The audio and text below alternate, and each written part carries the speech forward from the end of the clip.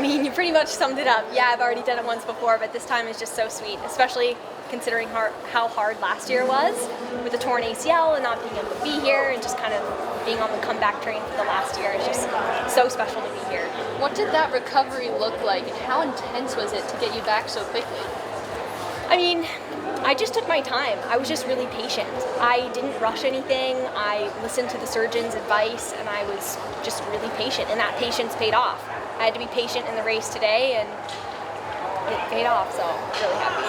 Yeah, to get a PR like you did today, I mean, that's just amazing. Were you surprised by running such a fast race and dragging along so many people to PBs? Well, you have Courtney to thank for dragging everyone along. I just kind of took over in the last 300. I mean, I knew it was going to be fast. Yesterday, or during my prelim 2 days ago, I predicted that a sub 9:10, you'd have to run sub 9:10 to make the team, and you did. So I knew it was going to be fast. Did I think I was going to run 9:03? No, but I mean, I feel like I'm just starting to kind of reach my potential and kind of figure out how good I am, and so hopefully I can just keep it going.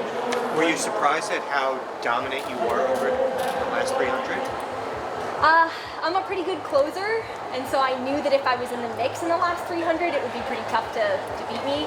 Courtney was looking at the splits, and it looked like I closed maybe in like a 65 or something, and so for a steeplechase, that's pretty good. And yeah, I'm very confident in my kick, and so I knew I had it in me, and so really happy. Did it feel that fast out there? I wasn't paying attention. I was just telling myself that I believed in myself and that I needed to stay relaxed, and I just kind of let my body do the rest. When did you feel completely healthy from your knee injury? Probably in March. I started to really feel like I was kind of a little bit back to normal, but probably actually closer to April, because in March I was still kind of dealing with some weird aches and pains after steeplechase workouts, and then finally in April it all started to come together. So was this pushing it at all? Getting this fit? Nope, I never pushed myself. I really just listened to my body, and I was extra picky, took it day by day, did my PT, and it just came together at the right time. But it was really patience. I didn't have to do anything crazy to get here. At what point were you cleared to run? My surgeon told me that I could start, well, according to everyone, the ACL, it takes like 16 weeks to get to a point where you could start running on the ground.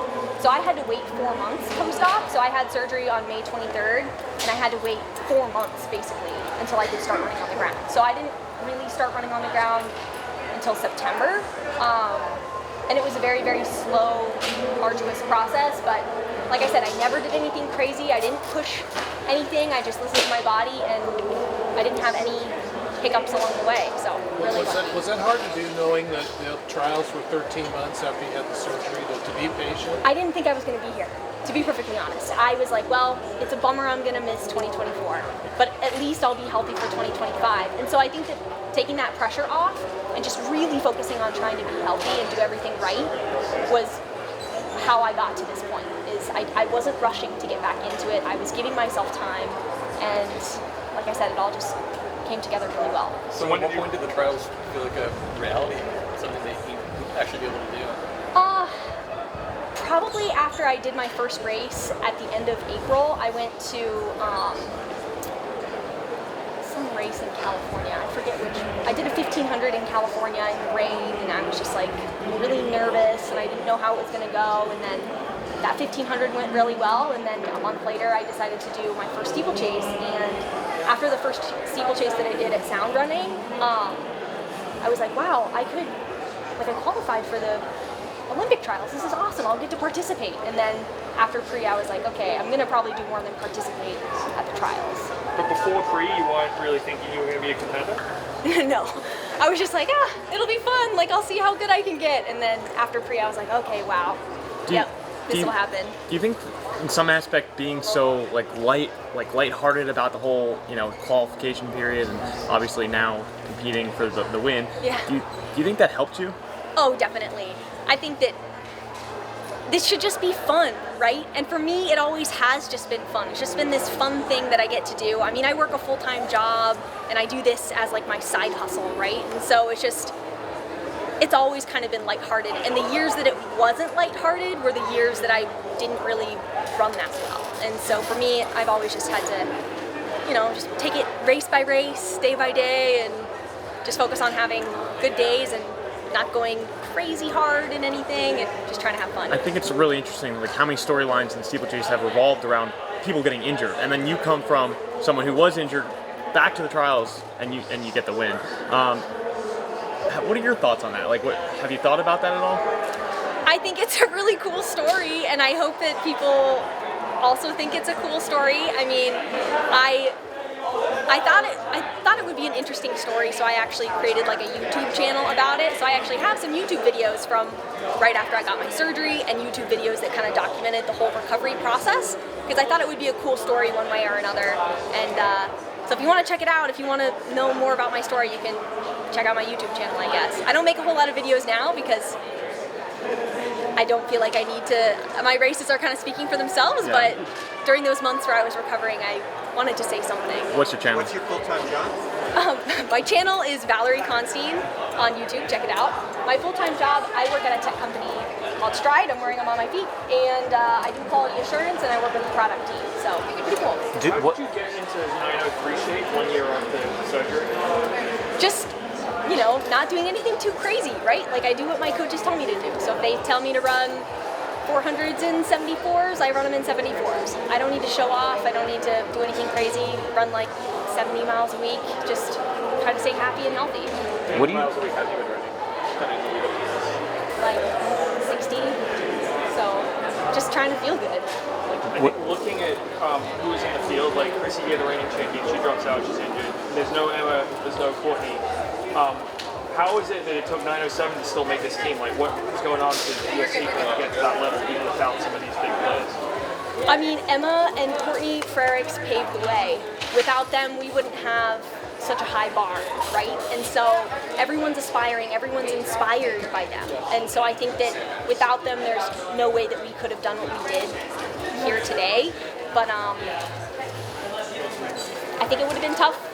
If they were in the race, we would have had even more competition. But they're amazing, and I can't wait for them to come back because, well, it's not cold. It's going to be hot when they come back. So that'll be fun. First time since 2008 that Emma Coburn and Courtney Frericks were not on the Olympics in this event. Yep. What does that kind of speak volumes to what they've really done for this event in the United States?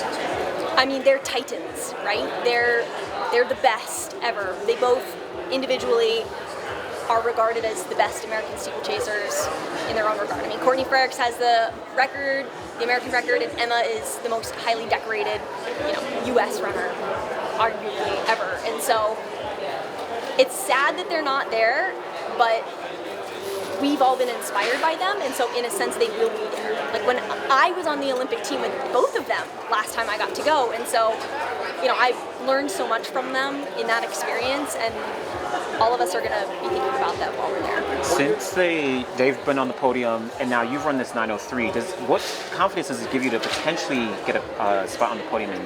I'm not going to think that far ahead. I'm just going to go back to Boulder and get back to work, do some training, try to feel good, and then we'll see what happens. I mean, the steeplechase is a crazy event, right? People fall down, people get back up, some people don't finish the race, and you never know what can happen. And I guess I just ran a 903, and so that's pretty good, but you've got these amazing international women who are running sub 9. And so it's like, okay, well, we'll see what happens. If they can close in a 65 like me, then we'll have a real race on our hands. But I'm not going to think too far ahead in the future. What are your thoughts and feelings on marking that Lady Colorado? I think it's really a shame because I think that they're fantastic coaches. I'm still coached by them, and I wouldn't be here without them. They've coached me for the past 10 years, and I have nothing but wonderful things to say about them. They will continue to coach me throughout the rest of this year, but if Mark wants to retire, I completely understand. He's, in the golden years of his life, and he should be able to do whatever he wants to do. If that's coaching, then continue to coach, and if it's, retire and move to Hawaii and eat pineapple every day, then he should be able to do that too. Is your heart, the steeplechase is unforgiving, and you go again. I mean, Olivia had an unfortunate thing. She was running and she fell in the water thing and fell with her. Yeah. I know. Does your heart go for that way? I mean, because you've been in that situation a bit. I mean, it sucks. I mean, I blew out my ACL on a water jump in Doha, my first Diamond League race in a Nike kit. So I totally get it. It sucks, but I think that she just got to dust herself off, get back up, and there's a Diamond League race in a week. If she's feeling like she needs something to prove something, she can hop on a plane and go to Paris, and I bet she can run super fast. So there's tons of great races, and you know what? I'm excited to compete with her for the next couple of years for championship teams. Is that your plan to pick it up? Were you trying to pick it up fast? So what was your plan? My plan was just to run with whoever was at the front and then try to win. I didn't even look at the clock. I was just racing. Have you always had that mindset of just, is this fun, or did it take maybe something special to get to that point of experience?